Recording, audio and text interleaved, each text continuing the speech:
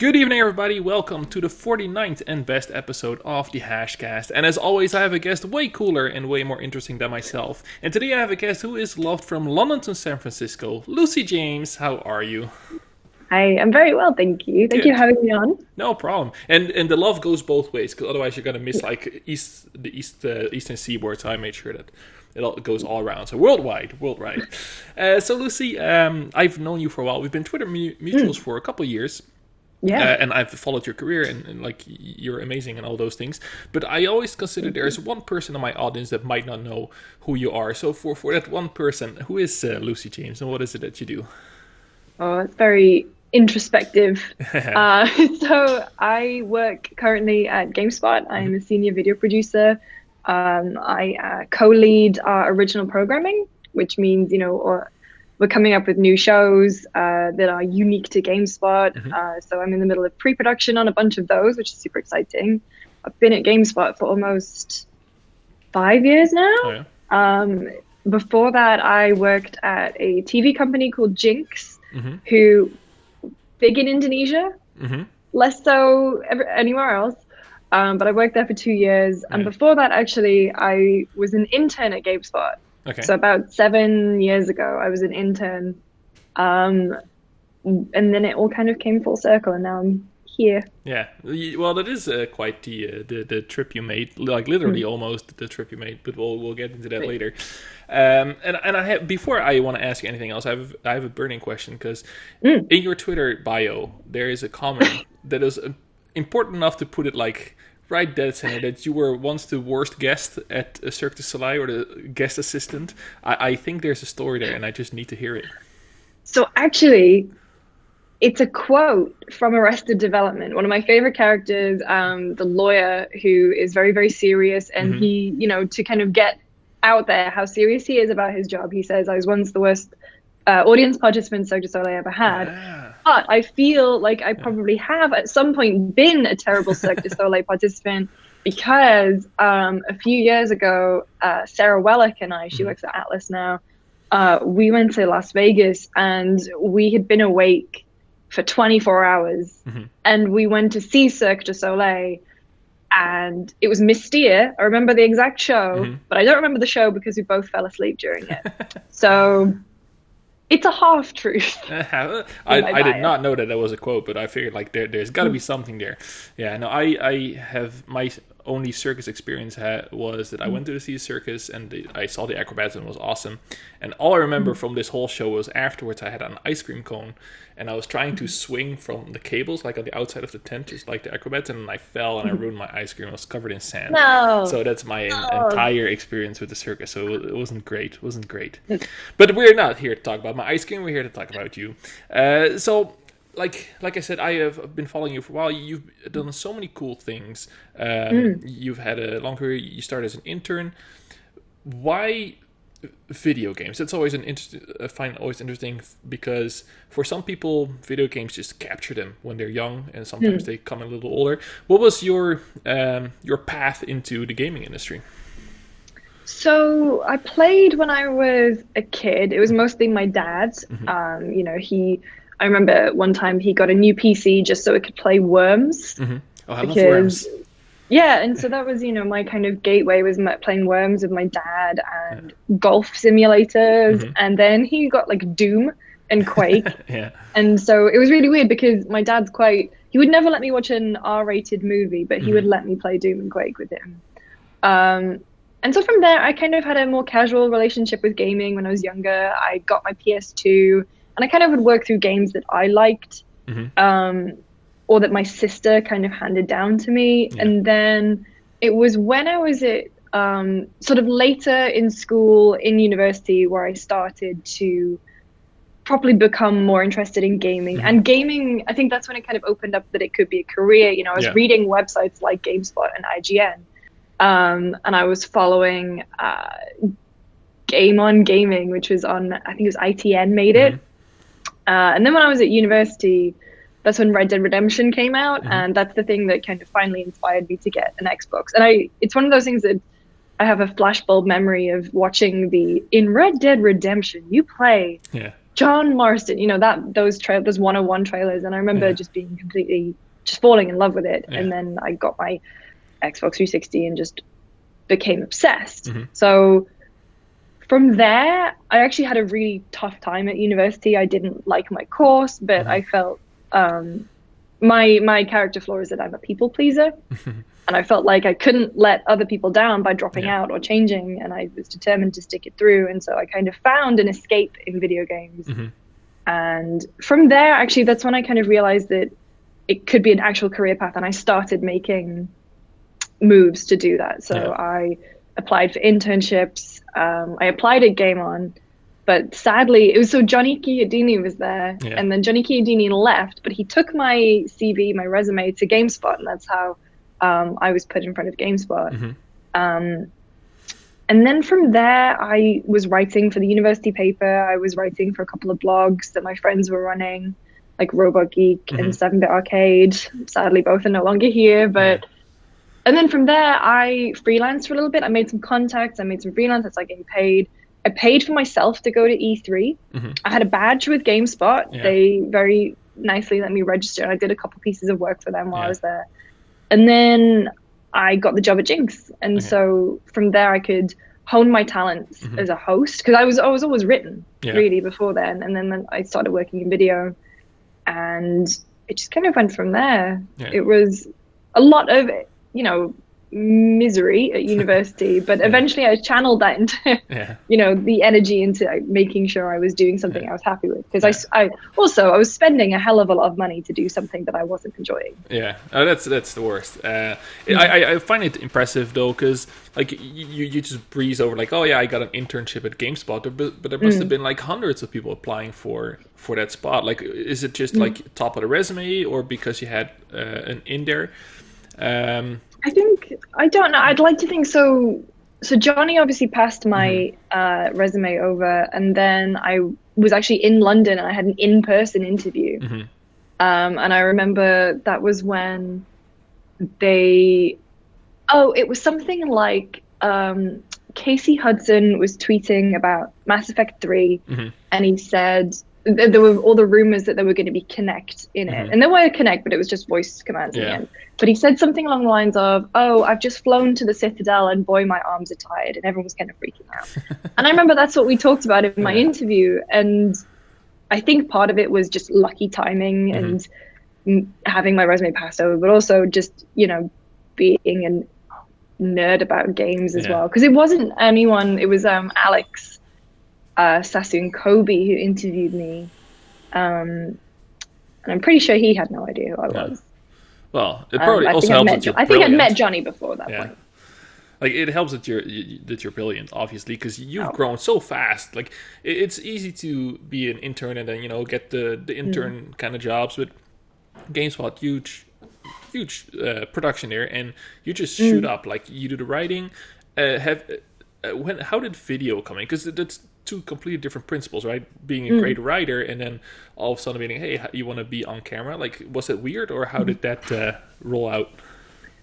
So my first day, I think one of the first things I did was write a chart news story.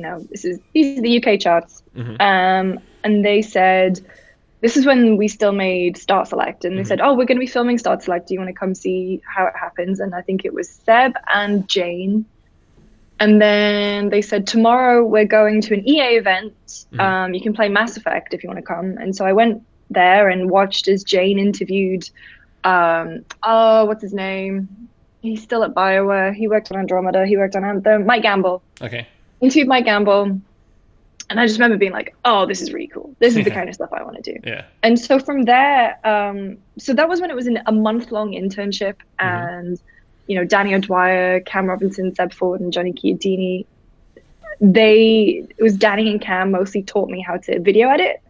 And so I was just putting together, I guess we would call them like gameplay, like feature wrappers, where there would just be, a couple sentences about whatever game and then a gameplay clip, a couple sentences. And all I would really be doing is topping and tailing with graphics. So it wasn't huge, or maybe cutting around deaths or something. It wasn't a huge, but it was a start. And then from Mass Effect, I said I could make a feature out of that. I could make a feature about, how the UI and everything has evolved in Mass Effect over time. And so they gave me time to do that, and I did that while I was there. And so I became a video editor. And then I appeared in a couple of episodes of Escape from Mount Stupid. And then I didn't really do much video stuff until I was working with a few friends of mine on a project called True Gits. Very British name. But they put me in front of camera. And then from there, when I was at Jinx, I remember like the first time they brought me in, I did a screen test, and it was, you know, I got it. And then we spent a day in a studio just doing like fake news pieces.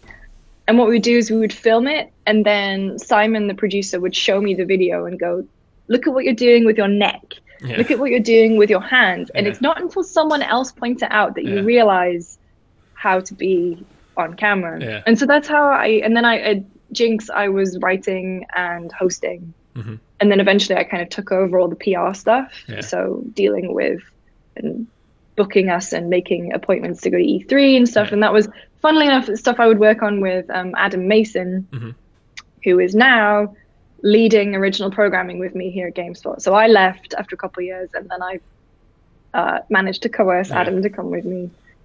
So that was great. That is pretty cool. Like, it must be like maybe I need a neck coach for when I'm on camera to see what I'm doing wrong, because it's still pretty new for me to put the whole face out there. But you become a natural at it, and then you get to do all the cool stuff. Like now you're you're very well known in the gaming industry. Is there still, where do you go from here? Is it just more of the same? Is it are you trying to widen your horizon, or are you looking up to see what else is there? Because some of your coworkers have done like their own thing. What is the pie in the sky pipe dream for you? So I always used to think that I would love to go into development, and I think a part of me still definitely would.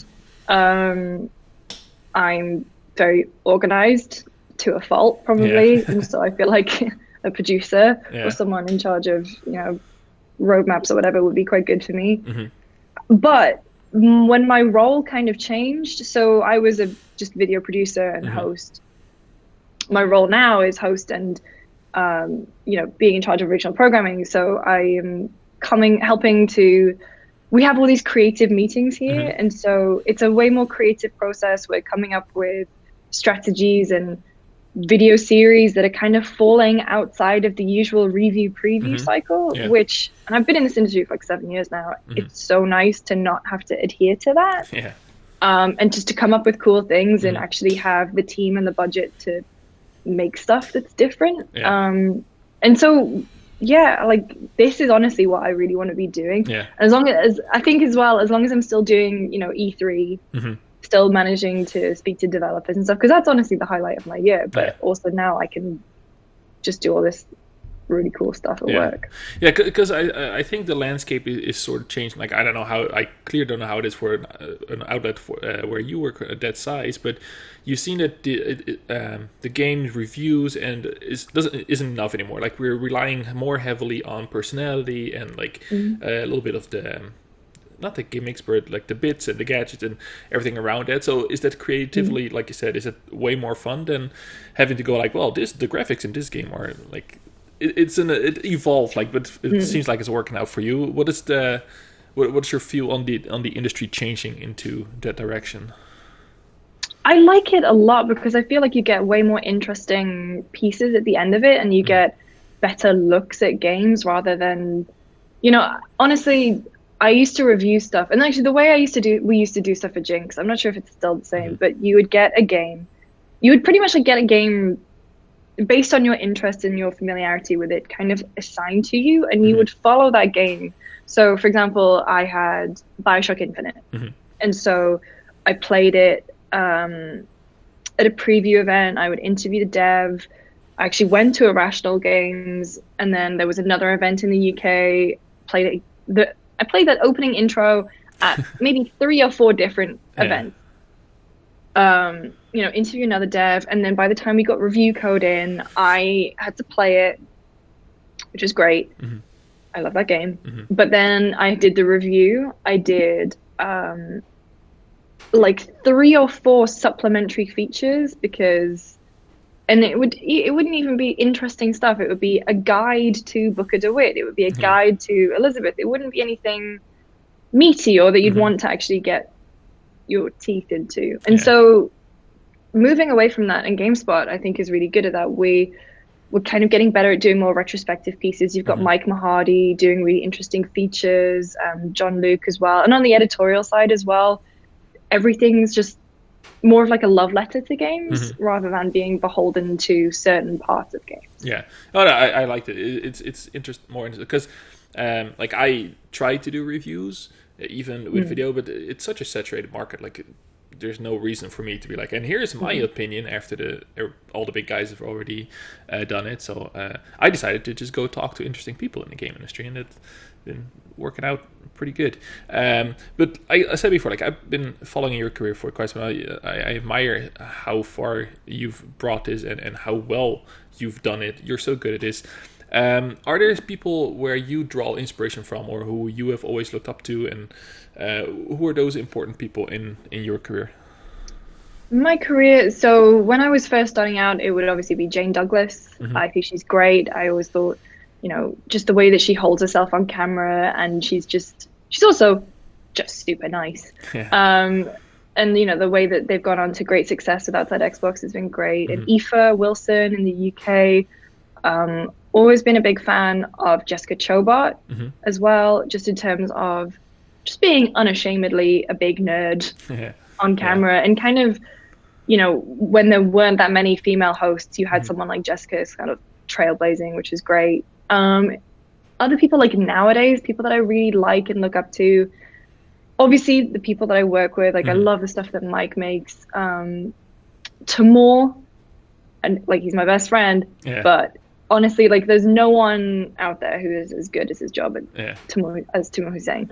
So I'm really lucky that I get to work with people like that. Obviously, like Greg Miller, who I've only really got to know. Well, he's my housemate now, but like I've only really got to know Greg over the last couple of years. But everything they've achieved, Nick and Tim, they're kind of funny. It's been incredible. I'm a big fan of Funhouse as well. I'm trying to think, like, who else?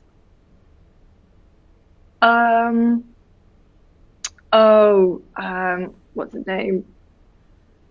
Nakey Jakey is one that I love. Like every time he uploads something, I'll definitely watch it. Salty Fish. So it's kind of changed from just being, typical media people to being, personality based. H Bomber Guys. I think H Bomber Guy's Bloodborne video is an absolute masterclass. Yeah. I love that. And Vati. Okay. So I'm terrible at Soulsborne games. Yeah. But I could watch Vati video just like all day, every day. Oh, really? Yeah. And actually playing through Sekiro while he's releasing content about Sekiro has been great. Because now I'm actually at the same sort of, not level, but I'm running through a parallel to him. That is pretty cool. Like there are so many great people in this industry. Like and that's definitely one of my favorite things. Just talking to the people, meeting the people, and see how much love there is for our hobby and the product too, a little bit, because it's not just like, oh, it's a fun hobby. It's like it's clearly an industry. But it's made up of all these amazing people. Like I briefly want to touch on it. Like you just said, like Tamor is your best friend. I love that guy. He's fantastic on Twitter as well. But now you moved to San Francisco. And like I am an expat myself. I used to live in the Netherlands. Then I moved to Canada because the dream girl came along and she happened to be Canadian, so I moved. How did that go for you? Because what I always deal with is the burden of success. Because if you are doing very well, that means you're probably not going back, right? So that's that weird feeling of like, okay, I'm leaving everything behind, but it's for the best. How did this decision making happen for you? Because it's a big step, leaving your home behind to pursue happiness elsewhere. Can you share a little bit how that went for you? So GameSpot actually asked me E3 2016 if I would be interested in a move, and unfortunately for them, at least, actually unfortunately for me, I was in a committed relationship at the time. We just bought a property, and the timing just didn't work out. E3 the next year, no longer in the relationship, had sold my half of the property to him. And so I just kind of said, I said, okay, I'll think about it. And I asked my dad, and my dad said when he was about my age and he was married to his first wife, he had the opportunity to move to London. We're from the north of England. And he said that he never did it, and he's always regretted it. And he says, I don't want you to live with a regret like that.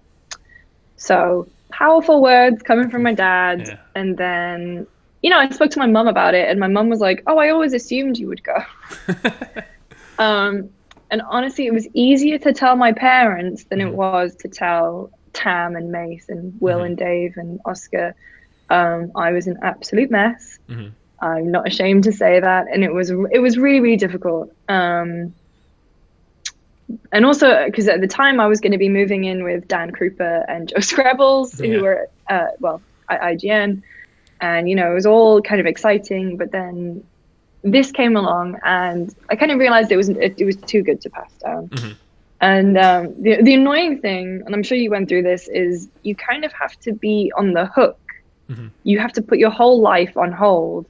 And for me, the process took about over a year for things to align properly so I could actually come over. And so I'd been preparing to move, couldn't get into a relationship with anyone, couldn't eat. I was staying with my friend Stu, but I couldn't, get a lease on a place because I didn't know how long I would be there. And it was kind of rough because you also feel like you're holding back and you're lying to people because because you're actually leaving. And I didn't tell anyone until I think it was April. Yeah. So coming up to a year actually, that I told them all. And it was really tough. But then we have an office there, obviously, and I get to go back. And then they come out for things, and I can go back to things. So and we talk every day over Slack, and we have a WhatsApp group, and we play Overwatch every weekend. Me and Tam and the boys from IGN play, and so you can either wallow in the distance or you can make it work, which is what I think we've managed to do. Yeah, no, that's true. I love your comment about the lying to everybody, because I knew in it was 2009 that I was going to move in February, because it's when a long distance relationship. I was here and I was like, okay, this is gonna work, and I didn't tell my mom until October, and I moved in December. Because I was like, I am not gonna live with 10 months of her moping around about this, and because she's the worst for it when it comes to that. But it's brutal, like you said, you can't do anything. Your job. I was like, I love my job, because you're not gonna say I'm gonna leave in 6 months, because you'll be on the hook for that too. But that's everybody always asks me don't you miss home? But you can't afford to constantly be missing home, because otherwise your life is going to be miserable, right? I think as well, because I moved away from home at 18, and when I when I finished university, I went straight to London. I didn't go back at all, and the distance between London and Newcastle, especially because I wasn't earning a lot of money, meant that I could realistically only go home every few months, and so I feel like I've been weaned away from that. Yeah. But me and my mum, still talk every day over WhatsApp, and I FaceTime. I think that the roughest part was when my sister, so my sister gave birth to her first child while I was still in England. But now the second's on the way, and that's where I'm I get pictures of scans, and I, get, FaceTime with her, but it's kind of rough not to be there in person as she's growing up. Yeah, but she has this super cool aunt in San Francisco now. That is also worth a lot. I have nephews, and they're 10. They're big into video games, and it's they don't like it that I'm that far away. But when they come over, and I pretend to be way cooler than I really am. But I was I know the guy that does marketing for Fortnite. They're really, and they're mind blown, right? So you have to. become that super mythical and on the other side of the world, and they'll love you forever. But like so many more opportunities here in San Francisco. You're right there. It's been paying off for you so far. Yeah, it's been really great, and I mean, it kind of feels weird, but the UK team is so small, and so coming here, and the team is huge, and there's just more people to meet, more people to hang out with. San Francisco as a city is very European, I like that a lot. There's a lot to explore, a lot of cool things to do. I kind of say that when I moved, I would go to work and I would go home and I wouldn't feel anxious and I wouldn't stay crying. No. Because I missed home. I've never cried because I've missed home, and I feel like that's the good sign that I'm meant to be here. Yeah, no, it's good. Like, and I'm always a big fan of people just going after their own luck, because like if you miss opportunities for everybody else, like they're getting a little bit of that, and you're missing a lot of that. So, but I admire it, like not just because I did it as well, but for people to just do that, right, and to chase their fortune. But that's great. Like I love seeing all the great stuff you're doing now as well, and all these new relationships that pop up around you. Like, oh, I didn't know you and Greg Miller were hanging out all of a sudden, because that's that's new. It's weird because like, I would put videos of Portillo on my Instagram story, and everyone's like, "Oh, you and Greg and Jen must be hanging out tons." I was like, yeah, yeah, I live there." Yeah. But it's really nice, and they have been so welcoming and just the best roommates you could ask for. Yeah. Portillo's obviously a very good little boy. Yeah. So, but it's nice to kind of be out here and meet people that you only really knew from Twitter, and or you could only see them at E3, and it's really nice. I think that kind of speaks to the games industry as a whole, and that it's very just friendly. Yeah. Yeah, no, it's great. Like, I thought it was very funny that when I put the tweet out you were going to be on the show, like one of the first comments was like, "Ask her about Portillo." I was like, wow, that dog is famous everywhere. That is a famous dog. That is a famous dog. Yeah, I will have to pet him at some point. But I have never been to San Francisco yet. But who knows what will be in our future. But no, it's great. I love seeing how that worked out for you. It kind of leads into my next question. Is like I said, you've done so much. You're at a great place. With everything you've seen, all the E3s you've done, all the pressers, are there still moments that feel like, wow, I can't believe like this is my job now. This is my life. Yeah. There's always something coming up that I can't believe I was there for. So one of the really cool things that I did fairly early on in my career was I hosted from the live launch of the PlayStation 4, and kind of being on the ground there, and seeing Andy House and all the Sony execs running around.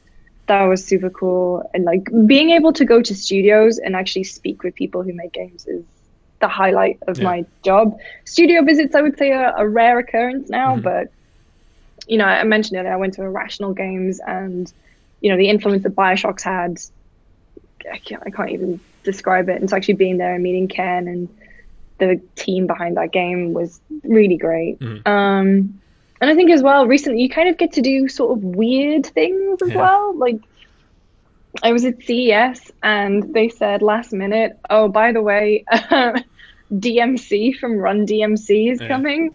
Do you want to interview him about comic books?" And so that was a weird way to kick off 2019.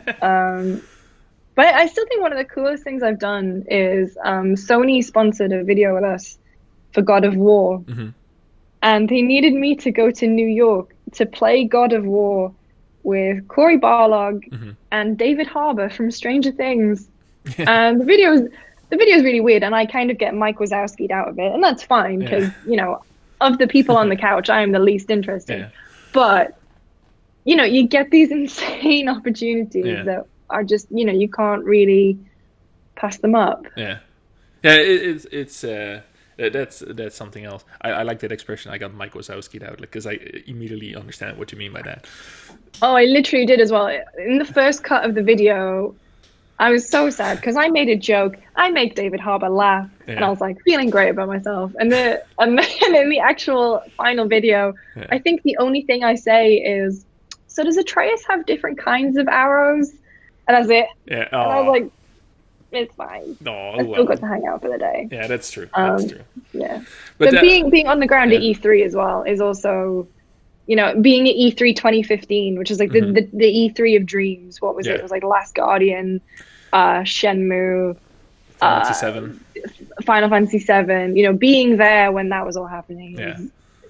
What a rush. It's so great. Yeah, that is great. I missed that. I was there the year after, which was not the in comparison, of course, the greatest. But still, I love talking about E3 because you said like you went on your own dime the first time you went to E3 with a GameSpot. I did. How did that, not how did it work because you took a plane, but like how was that? Your first E3, you've been a fan of games all this time. And for me, I was 14, I worked in retail in video games. I was like, and my boss got to go because he was like a regional manager. I was like, this is my life goal, to go to E3. And it took me 15 years, maybe a little longer even, to get there. Like, how was that for you, your first E3? I love first E3 stories. My first E3 was pretty wild because I wasn't 21. Oh, so a lot of my first E3 was me being snuck into things. Yeah. Like, I remember being snuck into the Halo 4 party. I just remember kind of walking around and just being really... GameSpot have a war room, and they very graciously let me sort of like bunker down in there. But it has the potential to be overwhelming. But I think I just remember walking around like, this is so cool. I just want to keep coming back. I just want to keep seeing this. And, you know, figuring... I think as well, because I'd gone by myself, I didn't have anyone to help me build a schedule or... tell me where all the there's 2 halls, but you know, there's that mini corridor with all the small places, and you know what I should be doing, where I should be staying, and it was kind of a scrappy E3, but it was so much fun, and you know, I don't regret paying all that money and you know, just to go, and I feel like it set me up in good stead because when I went the next year, I went with Jinx, and you know, I had the lay of the land. I knew where I was going, and I could set things up. And E3 is, I'm kind of like, part of me, it's bittersweet that it's changing so much because I really loved how it used to be. And, but now opening it up, it means that more people get to have that feeling and walk around, and so that's great. Yeah, unless all the big guys keep pulling out, because then even if you go for the first time and you don't have that, but it's gonna stay awesome, and then no doubt about it. They'll make their money's worth for that. Oh yeah. It's funny because I had Christy Pride on a couple of weeks ago, and her first E2, she was also like not 21, so she could also not go to the parties and drink. And so it's funny how that works. No, I just remember one of my first experience was Bethesda Land, I think, where I didn't know anybody other than my writing team. I went with Loot Crate, and just like there's all this food and drink, and like Blink 182 was playing, which to me was like, really, this is just a party and they bring those guys in. It's nuts. Like I always say, if you have the opportunity to once see this in your life, like you might not get a press conference, which is pretty outlandish in their own sometimes, but yeah, no, definitely go walk around on the show floor. But your 14-year-old self, would she be like incredibly impressed with what you're doing today? She would, but she would also be very surprised. I think I was a very different person when I was 14. I was still very much in like my Slipknot phase. I think as well, when you're 14, you're figuring out who you are.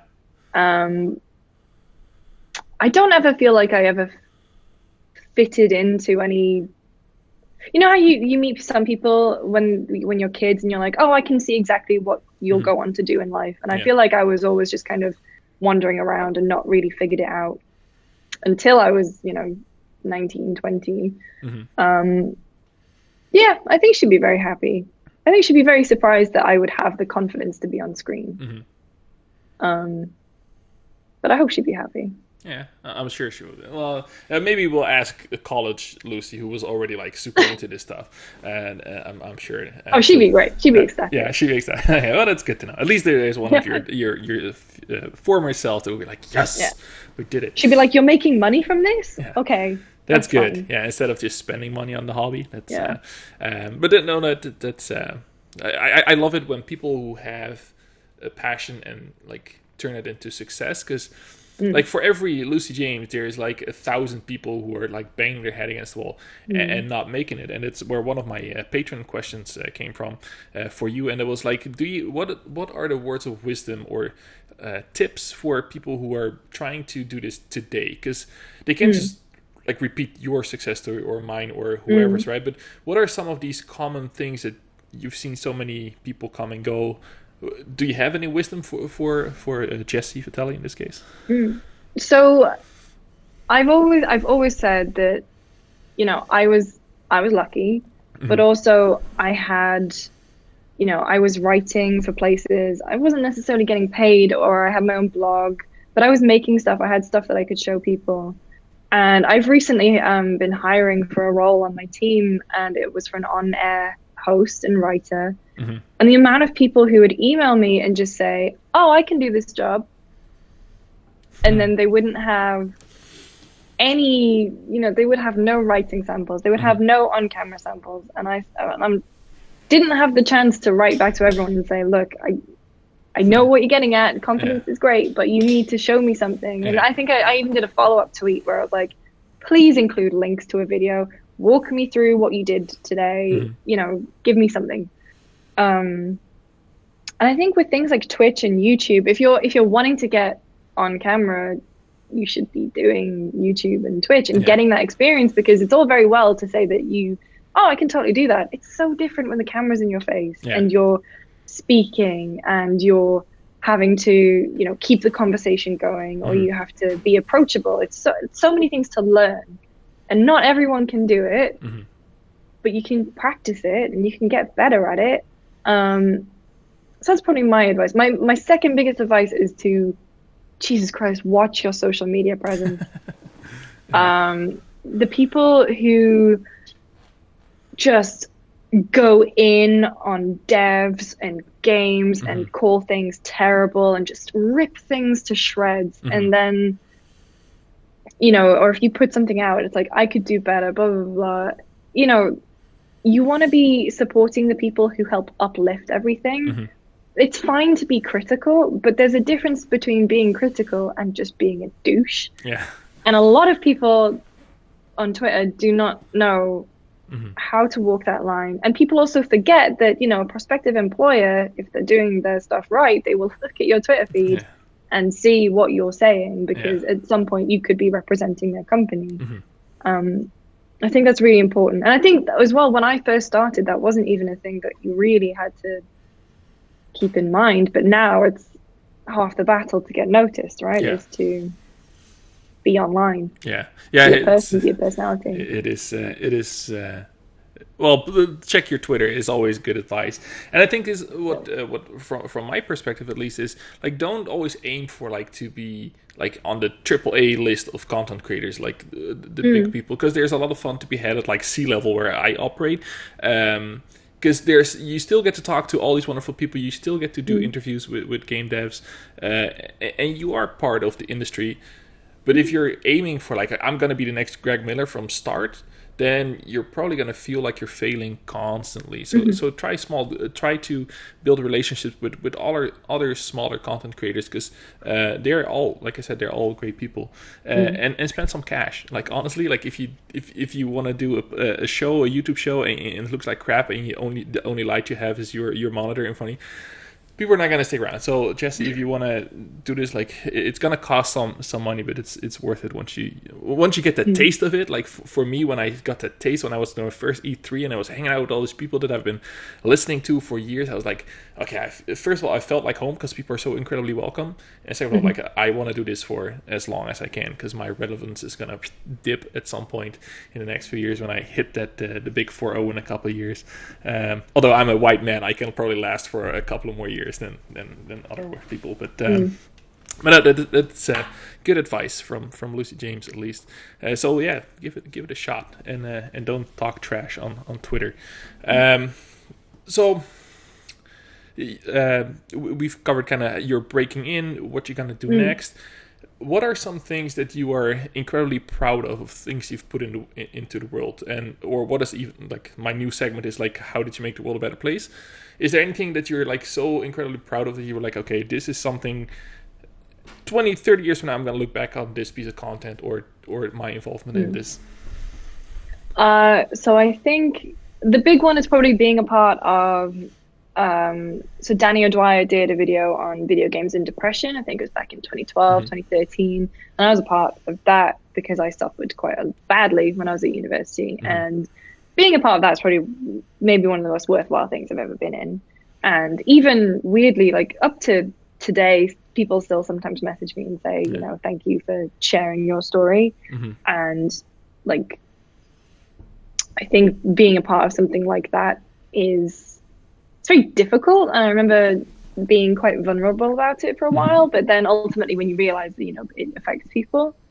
So I was really happy and proud of that, because I think that the big takeaway from that video is just like, don't suffer by yourself, talk to people. Another thing that I'm really proud of is my upcoming series that I haven't announced, I can't talk about yet. Okay. But it should be launching at the end of April. So that's been, you know, my first big project that I've been taking the lead on over here. I'm really proud of that. I think just in a pure sort of vanity work thing that I'm proud of being involved in. GameSpot of Thrones, obviously. Game of Thrones breakdowns, being a part of that community has been great. But last year, Timur, Richard, Joey, and I, it was mid-April last year, and they said, we need to make a series about Overwatch League. It needs to air at the start of June, end of May, start of June, 5 episodes. You've got about a month to make it. You're going to be in LA, at Blizzard, at Overwatch League. And putting that project together was, well, almost killed us, but it was honestly some of the stuff that I'm genuinely like the most proud about working on. It was a really well-made 5-part documentary. We had some incredible interviews. Blizzard was so welcoming and candid. You know, we got like a 2-hour interview with Jeff Kaplan. That was the first day of filming. And, you know, it's esports and, you know, being at the Blizzard arena and, you know, seeing the people play. Like we saw London Spitfire play, and it was just as the royal wedding happened. And so they were all wearing crowns and stuff. And I'm just so proud of that project. But it's esports, and typically the GameSpot audience doesn't really go for esports. And so it completely just didn't traffic. But the people on the Overwatch League subreddit liked it, so that's fine. That's and Blizzard liked it as well, so that's fine. That is pretty good. It's too bad that when you put your heart into it and the audience is like, well, that's not what I'm here for. But luckily we can just push that stuff anywhere we want nowadays, so at least there's that. Like, still lives. Yeah, well, there you go. We can still watch it right now. So the thing you did with Danny O'Dwyer, like you said, that puts you in a quite vulnerable position. First of all, great that you did, like you said, like if you can reach out and help one person, then it's probably already worth it. But it kind of leads me into the other thing.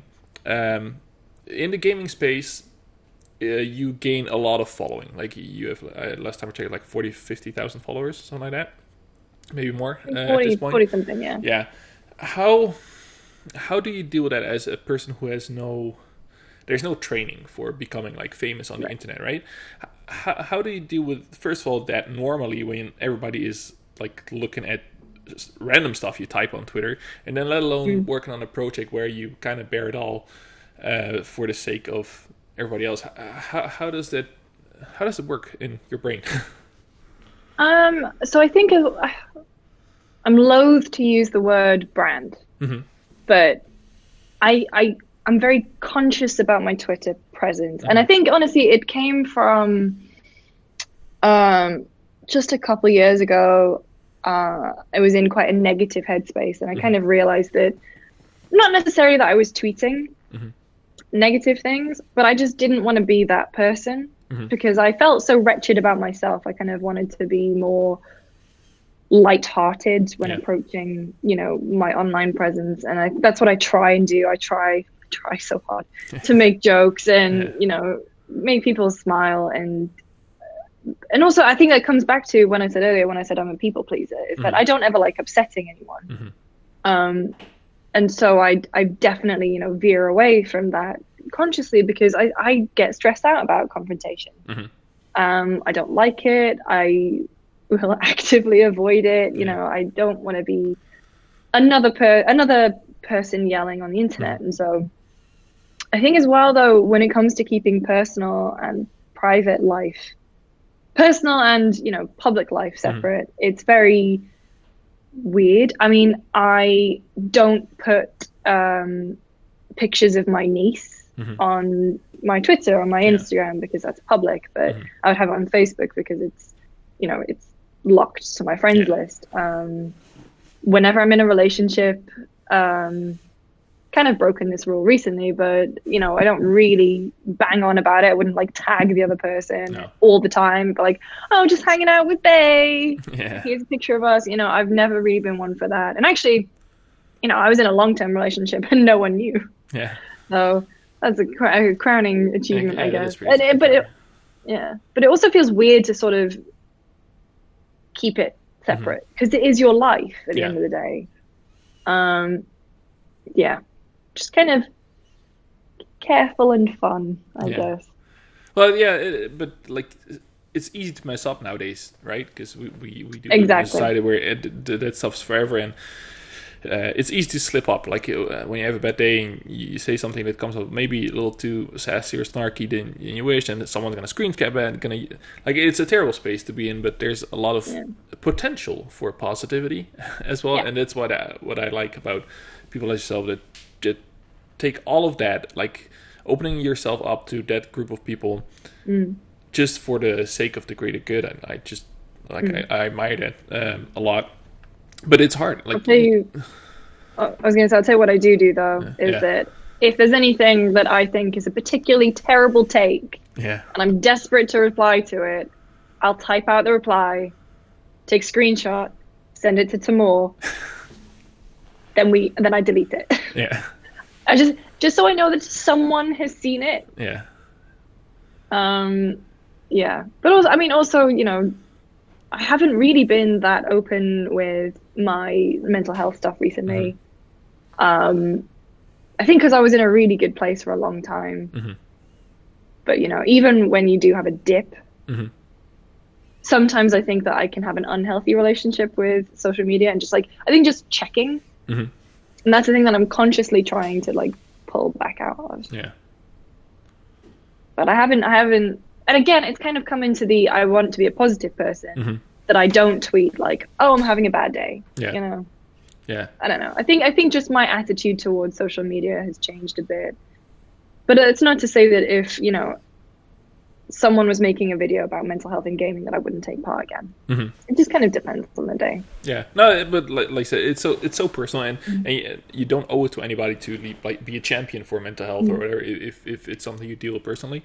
But every time I think you do, you might reach that one person in need. Like someone on Twitter just recently reached out to me, and they were dealing with a lot of issues themselves, and they said like, because you have shown me people who are very open about this, I was able to look for help, and like then it's already made my day, right? But I am like small fry compared to someone who has your audience, so I can only imagine how much that amplifies everything, because I also try to be a lot more positive than I might be, like, as a knee-jerk reaction to some things that are happening in the world. But I don't think dunking culture is doing us any favors. But sometimes it just feels just so good when someone. Sometimes if you get a really good one, you know, I mean, like take for example the Borderlands 3 reveal. There was just so much opportunity. But then, you know, you think about the people who work on it, and you think about, you know, that's their livelihood. And yeah, sure, the reveal got messed up. They had technical issues. A long magic trick in the middle, you know, it's, you kind of, are the clicks worth hurting people? And, you know, when you put that on the table, they're usually not. No, I agree. And I'm getting better at it. I'm not saying I'm there yet, especially when I think people are just being terrible. It's always a struggle for me. Like, either I'm going to be the positive one and let that slide, but at the same time, I feel like, no, like, these guys need to be put in their place, but maybe it doesn't have to be me. I don't know. I have not figured it out yet. Perfect. I don't think anyone has really figured it out. Because it's such a evolving, fast-paced thing. It's, we live in a world of screen caps and receipts, and no one can really do right. No. I don't feel. No. But we try. And you're doing a great job. Let me just say, you're doing a great job. I love your online presence. You always make me laugh. But we kind of talked about what's next for you. But is there anything, like, you kind of dropped a hint there that you're working on something big that's going to come out by the end of the month? It's conference season coming up. You just had GDC packs and everything. What's in the near future for you of things you're looking forward to? We've been doing E3 planning meetings since January. So, yeah, I bet. Or at least that's when E3 first got broached. Yeah. So, right now it's 9 weeks away or something ridiculous like that. So we're E3 planning. It's my favorite week of the year. It's, the week you get to see everyone and chat to devs and see new games. And it's like gaming Christmas. I know that's what everyone throws around. And it genuinely feels like it. And I'm just beyond excited to be going back to E3. Yeah, I hope I get to make it back again soon, because I think we've met at E3 for like a good 12 seconds where we were walking in both directions, like, very briefly. So good, we're both busy. That's my entire E3 experience with most people that I met there. But it is super fun to go there. So you got some project going up, E3 coming up already. What's the one thing you're looking forward to, like from a game or content wise, like Game of Thrones starting? I know you're going to be probably all over that. Like, what's the big one for you that you're looking forward to this year? So Game of Thrones, I'm very much excited for. I'm very excited for Altered Carbon Season 2 as well. I feel like a lot of people slept on that series, but it was really good. Game-wise, I didn't think I would be as into Sekiro as I am. And I feel like the rest of the year, it's pretty quiet. I've had my Kingdom Hearts, I've had my Resi 2, I've got my Sekiro, and, what's next for the rest of the year? Everyone's being super cagey. I know. I hope Dreams comes out this year. I know it's going into early access very soon. April 16th. I'm just very excited to see what they make of that. Yeah. But as well, at the same time, I still play a ton of Overwatch. So I just want more new stuff to do in Overwatch. Oh, that's pretty good. Yeah, but it is weird because for me, Days Gone was the game that was the big one. That's going to be next week or in 2 weeks, something like that. Yeah, 2 weeks. It's something insane, and Mortal Kombat, and then it's just nothing. All quiet. Yeah, and, we got Borderlands now on September 13, I think. Do you think it's time for a new console this year? Yes. Yeah. Well, maybe not, but at least the announcement of it. Yeah. There will be, I am sure, announcements this year. Yeah. I feel like if Sony's moving away from E3, Microsoft know they have the stage, they have the audience, all eyes are going to be on them. They started off this gen kind of on the back foot. They could get in early, and Sony, of course, can do their own thing. Yeah. I think it just kind of, like the wind's changing. I feel, new consoles are just on the horizon. Yeah. But then you've got, Google coming in with Stadia as well. Yeah. It kind of, it's weird because I don't really know what to expect. No, yeah, we can't really look into the future, but it's gonna be an exciting year. It has to. Like, I don't even know what to expect anymore. Is it gonna be a box? Is it gonna be a stream? It's gonna be a box for sure. On both sides. Maybe you already know and you're like playing coy with me and like, oh no. Maybe you already have them reviewing all the cool games. But for so we have a couple of things we can expect from you. What will be your dream project? If I can just throw out an extremely easy question like that, like what's the one thing you would like to make that your bosses are never going to say yes to, or maybe they will at some point? Maybe they would. I mean, so not to be cryptic again, but this other project I'm doing is pretty much a dream project. Okay. I think when we get more and more people involved in it, it will be really, really like this starting season. We've got some incredible people involved, and I feel like it's just going to be one of those things that will snowball, and we'll get a ton of great people involved. More to come in a couple of weeks. But I think as well, I used to love when Jeff Keighley would do, the final days of Mass Effect, or he would kind of embed with the studio for a while. It's, game development these days, it's probably not realistic to do at all.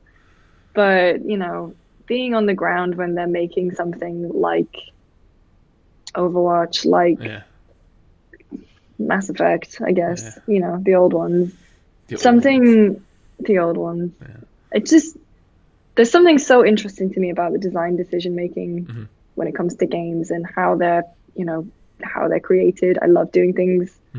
One of my favorite pieces I ever made was talking to the level design director from Dishonored 2 about the, not the Clockwork Mansion, a Kraken Slab, where the time travel level, and just understanding how they built it within the game, and it's just so interesting. And I love in-depth stuff like that. Yeah, well, that would be cool. I love talking to quest designers. That's my favorite. I had the guys from Witcher 3. It was one of my first articles I did in the gaming space, where I played The Witcher 3, and there's this one quest, Black Pearl. I'm not sure if you are a big Witcher 3 fan.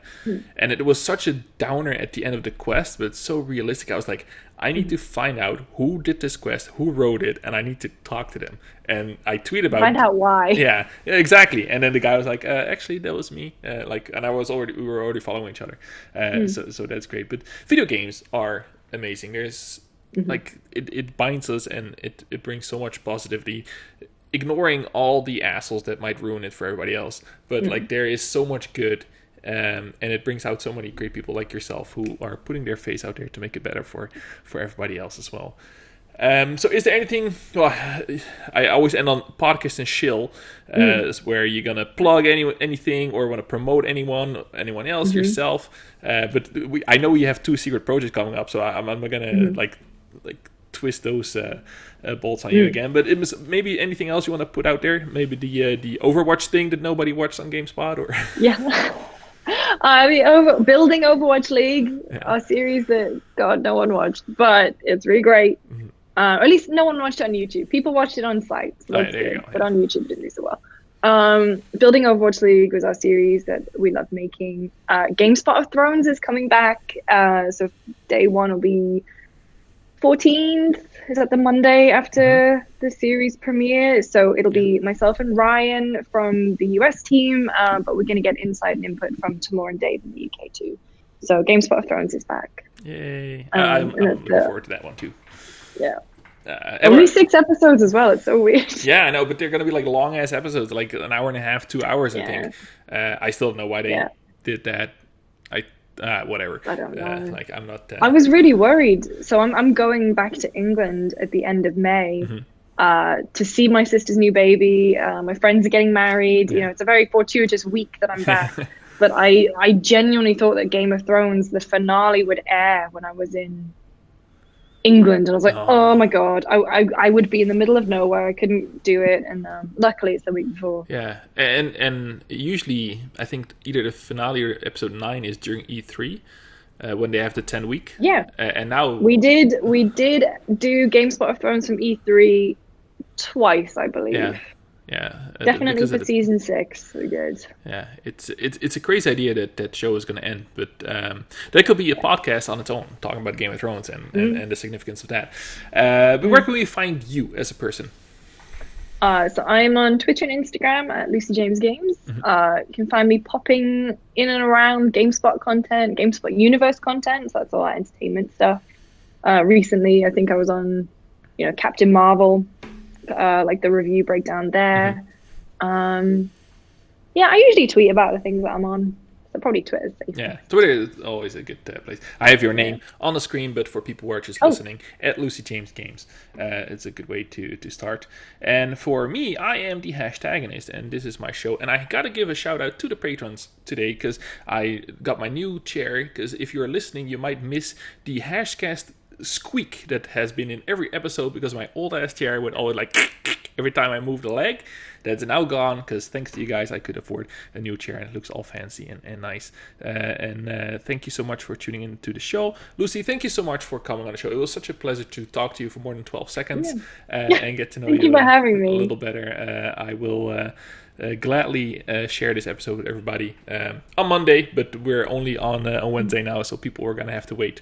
But it was an absolute pleasure to talk to you, and hopefully we'll cross paths soon in real life, have a drink and hang out in San Francisco. That would be fantastic. Yeah. And if you're still listening, you know I can't close the show, but I'm trying to do it anyway. I am the Hashtagonist, and this is the Hashcast, and we'll be back again next week with Brittany Brombacker from What's Good Games.